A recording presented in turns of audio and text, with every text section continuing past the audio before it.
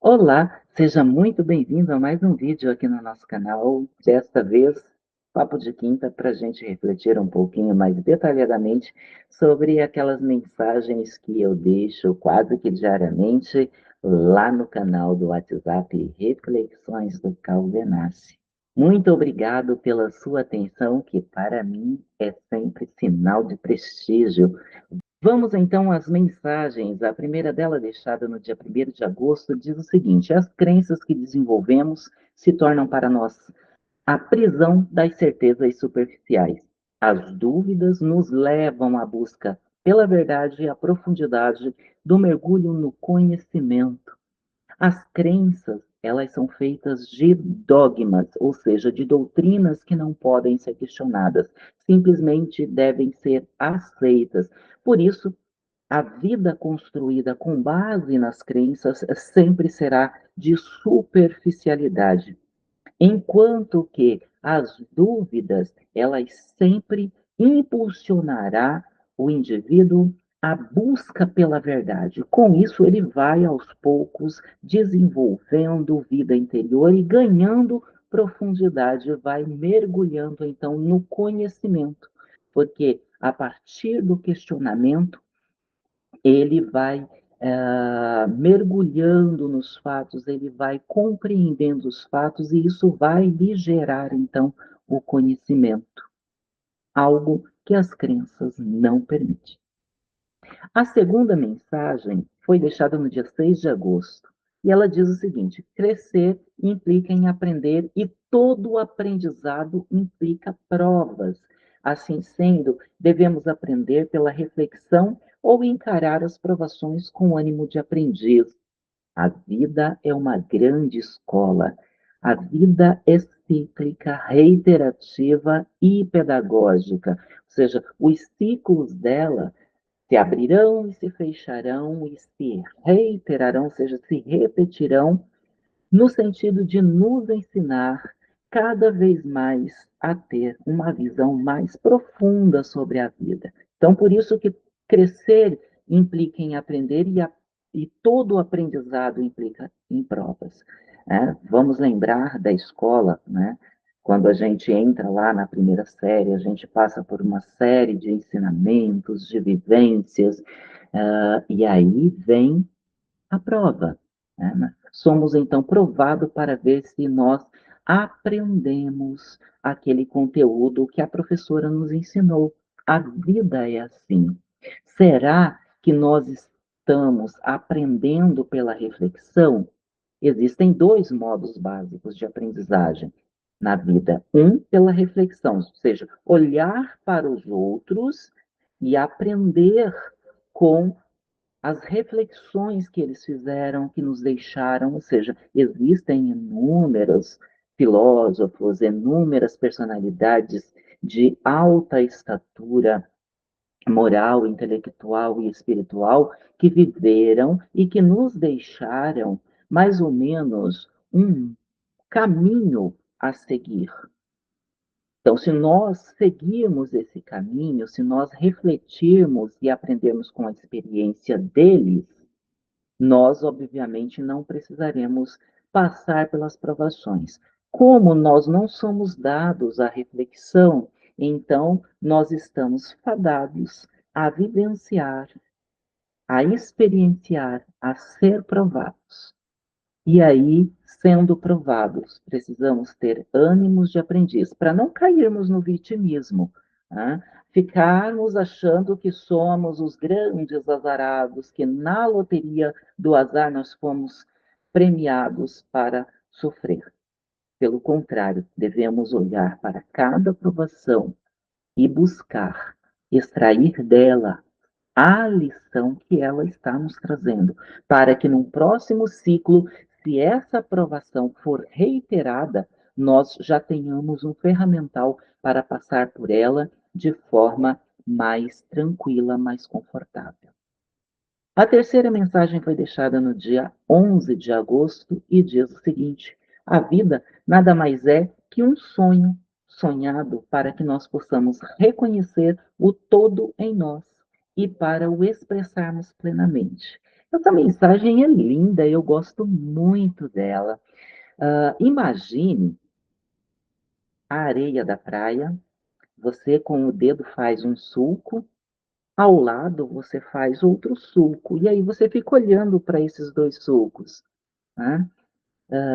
Um sulco tem mais profundidade que o outro, um é mais retilíneo que o outro, né? Mas o que existe, de fato, ali não é nem um sulco que foi cavado primeiro, nem o sulco que foi cavado em segundo lugar. O que existe, de fato, o que existe na realidade é a areia, né? Não existe mais os sulcos. Os sulcos eram apenas um sonho na mente de quem escavou. Vem o vento e desfaz esses sulcos. Eles eram apenas uma ilusão, certo?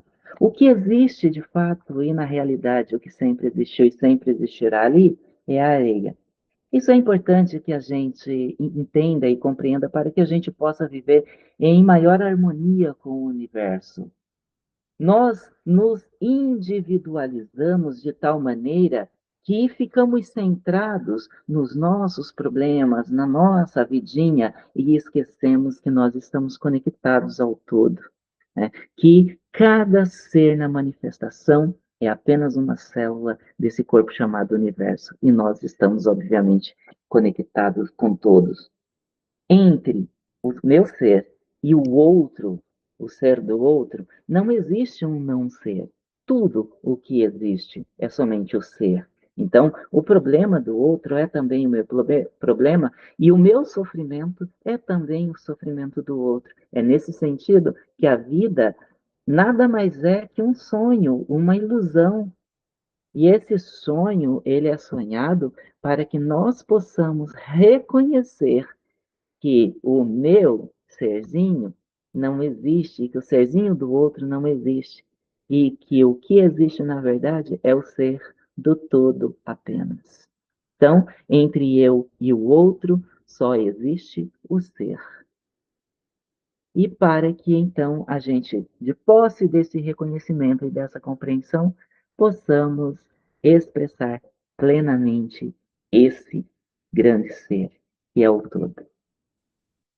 A mensagem seguinte, então, foi deixada no dia 12 do 8, dia 12 de agosto, e diz o seguinte: Você já ouviu falar em catastrofização?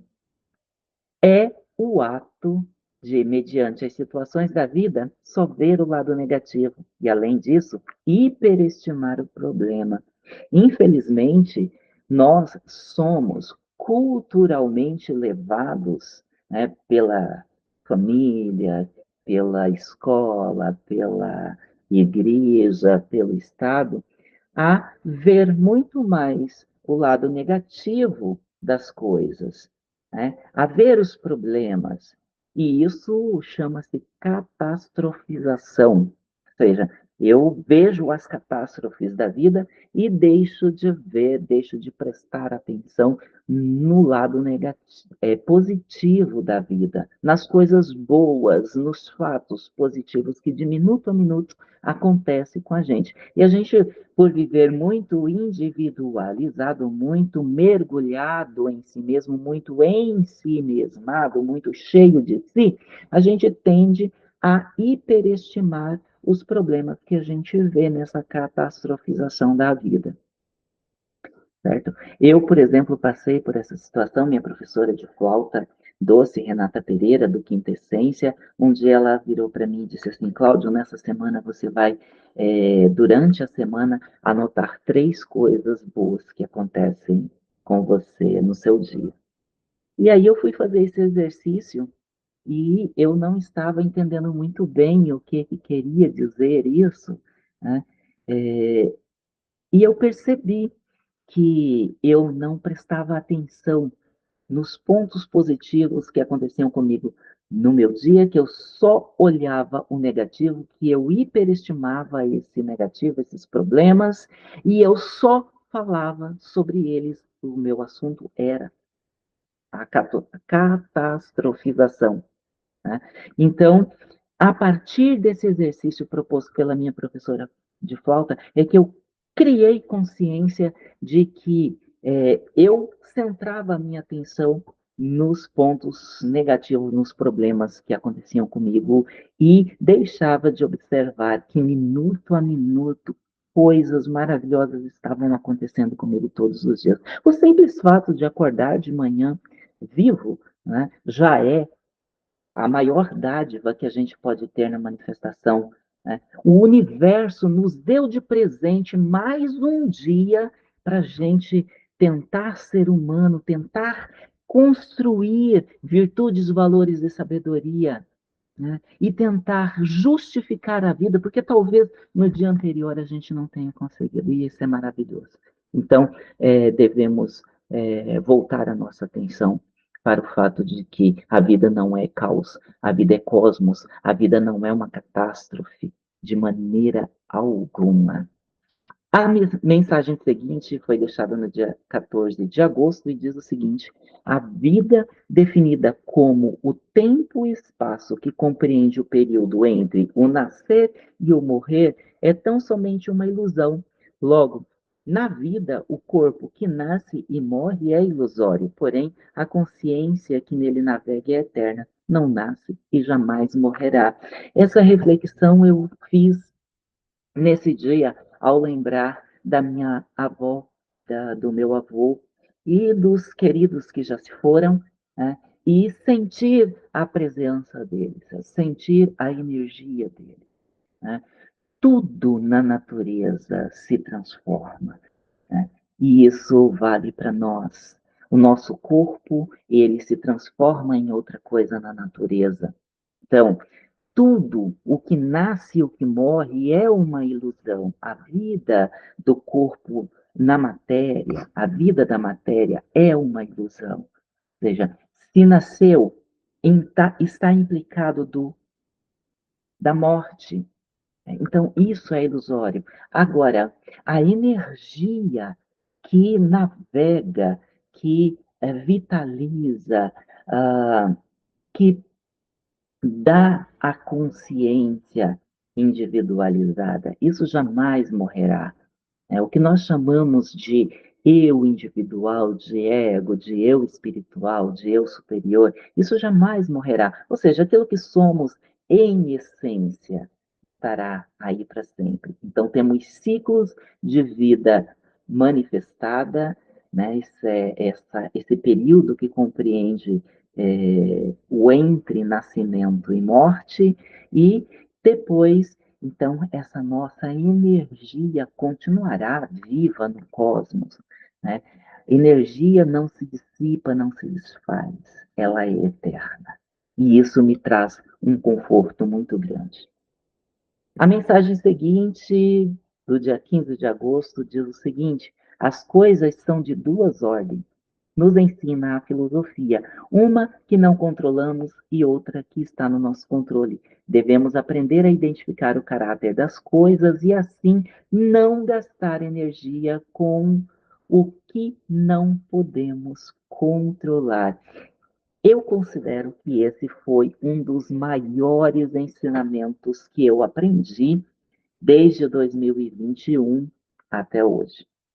Aprender a olhar cada situação da vida nesse período e tentar identificar, eu posso controlar isso, não posso controlar isso, né? Isso me trouxe uma paz interna muito grande, me trouxe um poder sobre as situações também grande, né? Antes, eu tinha a tendência a gastar muita energia, a ficar muito esgotado, por exemplo, com a dor que é efeito da doença que eu tenho, né? A artrite psoriásica, né?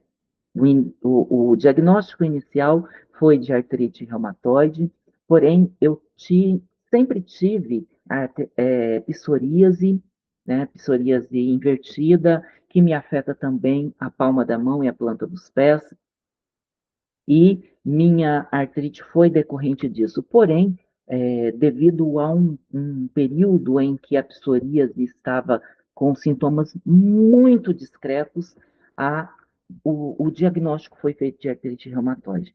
E, recentemente, eu tive uma crise, ainda estou tendo uma crise muito severa de psoríase, que me atacou severamente as mãos, de forma muito agressiva, e isso implicou no diagnóstico, então, quase 40 anos depois do surgimento da doença, e a mudança do diagnóstico da artrite. A artrite é uma inflamação das articulações. Por trás sempre tem uma doença que a provoca. No meu caso, a psoríase. Então, essa dor, eu gastava muita energia tentando controlar essa dor, tentando entender de alguma forma, estudando sobre a doença, buscando informações, interagindo com outros pacientes. Isso me entristecia muito, isso me levou à depressão, isso me esgotava muito. E aí eu vou aprender que a dor não está no meu controle, mas a forma como eu reajo, sim, eu posso controlar. E hoje eu passo pelo tratamento de forma muito mais tranquila, serena e humana, é claro. Né? Não lido bem com agulhas e toda semana tenho que tomar uma injeção. Né? Então, até com as agulhas eu estou lidando bem. Né? Posso controlar a necessidade de tomar medicação? Não. Mas posso controlar a forma como eu reajo a agulha, né? O fato de ter que tomar a injeção, ter que tomar o medicamento. Aí tenho reagido com muita resiliência, com muito estoicismo, sempre buscando aprender com as situações. A próxima mensagem foi a do dia 19 e diz o seguinte: aprender a morrer. Por mais insólita que pareça essa afirmação, tomar a morte por conselheira e colocar dela diante dela, nossos desejos e pensamentos, nos ensinaria a conhecer em vida o ser humano que a defrontaria.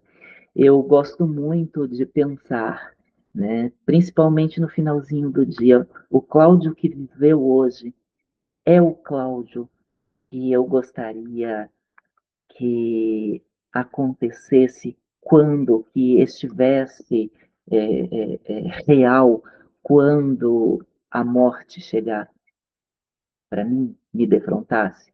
Né? Tomar a morte por conselheira, ou seja, aquilo que eu vou pensar, aquilo que eu vou desejar, aquilo que eu vou sentir, aquilo que eu vou falar, né? Será que se fosse o meu último desejo, o meu último pensamento, a minha última emoção, o meu último sentimento, a minha última ação, a minha última palavra, será que eu diria? Será que eu pensaria? Será que eu desejaria? Será que eu sentiria? Né? Então, pensando dessa forma, nós vamos nos construindo. Né? Eu tenho deixado, particularmente, de fazer muita coisa, de pensar muita coisa, de desejar, de sentir muita coisa, né? De falar muita coisa, por causa desse pensamento. Se esse fosse o meu último instante, eu pensaria isso, eu desejaria isso, eu sentiria isso, eu falaria, eu agiria dessa forma.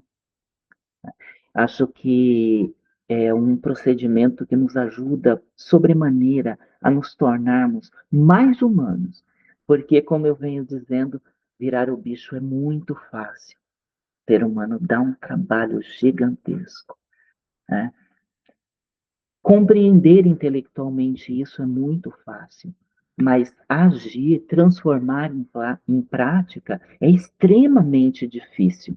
É extremamente difícil, porque a gente vive num mundo animalizado, infelizmente. Tudo, absolutamente tudo ao nosso redor está quase sempre concorrendo para que a nossa consciência seja arrastada para baixo. Né? Como diz o ditado popular, para baixo todo santo ajuda. No entanto, elevar a consciência é extremamente difícil. Então, aprender a morrer.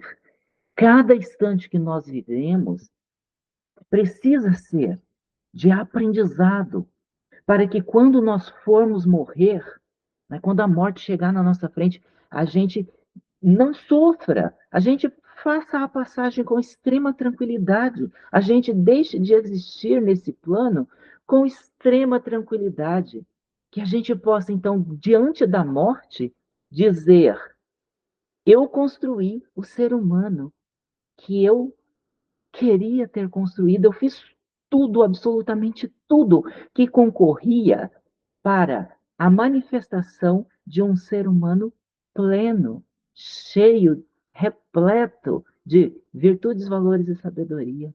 Então, eu vou em paz, eu vou em paz. A minha trilha ficou após mim. Eu deixei rastros na humanidade que, pelo menos, um filho meu pode seguir. Então, sim, viver é aprender a morrer. Que a gente possa colocar a nossa vida a cada instante diante da morte. Se eu fosse morrer agora, eu pensaria isso? Eu desejaria isso? Eu sentiria isso? Eu agiria? Eu falaria isso? A próxima mensagem foi a do dia 21 de agosto e diz o seguinte: estar em solidão não é estar desacompanhado do lado de fora, é estar sozinho do lado de dentro, vazio de propósito, desacompanhado de si mesmo. Essa mensagem é muito linda também, né? Porque existem muitas pessoas, infelizmente, que estão cheias de amigos, né? Principalmente os virtuais, e por dentro elas estão sozinhas. Isso é estar na solidão. Não se reconhecer, não saber que internamente quem você é, não reconhecer a sua identidade, não reconhecer a sua verdadeira essência. Isso é estar sozinho. E não ter um propósito nos deixa sozinhos, nos deixa vazios por dentro. Um propósito de vida nos ajuda a nos reconhecer como essência, como identidade. É exatamente essa identidade, esse propósito que nos torna um centro no qual a nossa vida gira em volta e não nos deixa sentir solidão. Então, estar sozinho, estar em solidão, é estar desacompanhado do lado de dentro e não externamente. Externamente você pode estar sozinho, mas se você estiver com o seu centro, com a sua identidade, com a sua essência, com o seu propósito de vida, você jamais estará sozinho. A próxima mensagem é do dia 24 e diz o seguinte: a vida não é fruto da nossa vontade, mas das leis universais que regem a existência. Cabe a nós aceitá-la como ela é e, a partir daí, nos posicionarmos nela com consciência. É claro que eu não estou dizendo de vida num sentido de num sentido profissional, num sentido afetivo, num sentido familiar. Não é isso. E isso que eu disse, né, a vida profissional, a vida familiar, a vida afetiva, são coisas que são meios, são vidas, meio para a nossa a finalidade da nossa vida real. A vida profissional, a vida afetiva, a vida familiar é ilusória, tem tempo de validade, nasce e morre, né? Isso porque está implicado nelas as leis universais, né? Já a vida real, ela é dotada de princípios, de valores, de virtudes e sabedoria. Isso é a real natureza do ser humano. Então, viver não é se tornar um profissional. Você pode ser um ótimo profissional e isso concorrer para você desenvolver uma vida interior, uma vida real. Essa vida real, ela não é fruto da nossa vontade, mas das leis universais. Se você concorrer para as leis universais, né, se você for justo, bom, digno, fraterno, enfim, se você for virtuoso, se você for valoroso e se você souber se movimentar pela vida com discernimento, ou seja, com sabedoria, então você desenvolverá vida real, você desenvolverá felicidade. E isso só é possível a partir do momento que a gente aceita que a real vida, ela é determinada pelas leis universais, ela é determinada pelos valores, pelas virtudes e pela sabedoria. E a partir daí então, nós nos posicionarmos nessa vida com consciência, ou seja, de forma mais virtuosa, de forma mais valorosa, de forma mais. Por último, a mensagem deixada no dia 26 de agosto. Sem pressa e sem pausa, a virtude da constância está presente em quase tudo, como, por exemplo, no coração, nos pulmões e no cérebro. Assim como uma pausa no coração representa perigo para a nossa vida física, uma pausa na consciência pode ser fatal para a nossa vida espiritual. Eu acho que essa mensagem já disse tudo e não precisa de grandes complementos, né? Sem pressa e sem pausa. O nosso coração possui um ritmo e ele bate, então, sem pressa e sem pausa. Se a gente tiver um aceleramento do coração, a gente vai ter um problema. Se a gente tiver um desaceleramento, a gente também vai ter problema. Se a gente tiver uma parada cardíaca, então uma pausa, é óbvio que a gente tem problema e a gente pode, então, correr risco de vida, né? Então, se na vida física é assim, na vida espiritual, na vida emocional também, pois em tudo há correspondência. Acabamos de falar das leis universais, né? Em tudo há correspondência. Assim como é embaixo, é em cima, e como é em cima, é embaixo, diz a grande lei. Assim como no céu, é na terra, diz a tradição bíblica, né? Então, sem pressa e sem pausa para o desenvolvimento da nossa vida espiritual, né? Dentro das religiões se fala muito em vida espiritual, mas tudo o que é dito é só um véu ilusório.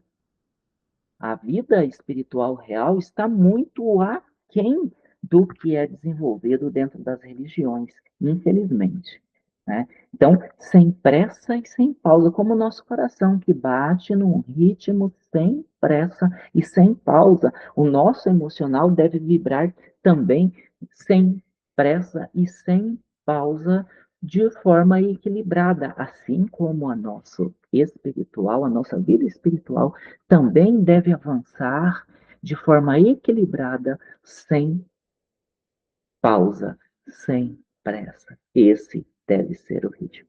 É isso daí, muito obrigado por ter acompanhado a gente até esse momento. Muito obrigado pela atenção, que para nós é sinal de prestígio sempre. E fique aqui conosco. Eu notei aqui no nosso canal que a maioria das visualizações que a gente tem, cerca de 90% ou um pouquinho mais, são de pessoas que não são inscritas no canal. Portanto, e se inscreva. Se você assiste esses nossos vídeos, é porque eles fazem sentido para você. Se inscreva aí para nós, porque isso, aliado com o joinha que você deixa, o comentário de engajamento, uh, nos ajuda a chegar a mais pessoas. O algoritmo, então, vai entender que você gosta dessa nossa mensagem, que faz sentido para você, e ele vai distribuir para mais pessoas. E nós queremos que essa mensagem chegue a mais pessoas, a mais pessoas. Por último, eu gostaria que você deixasse aqui nos comentários qual dessa mensagem foi a mensagem que mais te impactou, que mais conversou com o seu eu interior. Muito obrigado pela atenção, que para nós é sinal de prestígio, e fique conosco, porque sempre aqui temos uma mensagem que eleva, porque virar o bicho é muito fácil. Ser humano dá trabalho. Papo de quinta.